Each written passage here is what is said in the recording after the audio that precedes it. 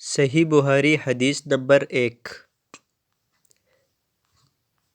رسول اللہ صلی اللہ علیہ وسلم پر وحی کی ابتدا کیسے ہوئی؟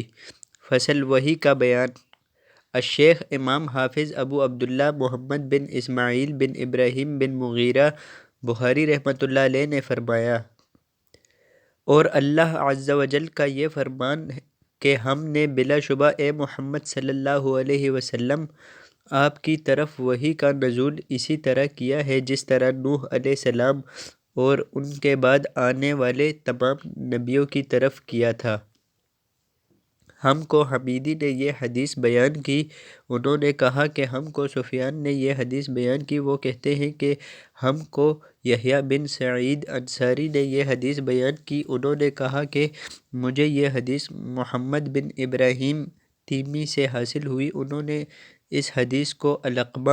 بن وقاص لیثی سے سنا۔ ان کا بیان ہے کہ میں نے مسجد نبوی میں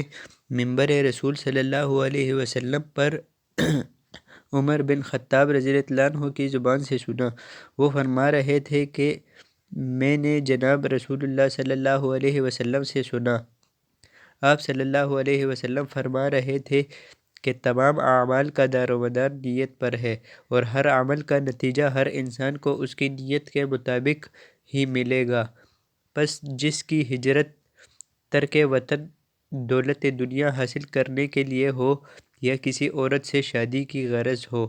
پس اس کی ہجرت ان ہی چیزوں کے لیے ہوگی جن کے حاصل کرنے کی نیت سے اس نے ہجرت کی ہے۔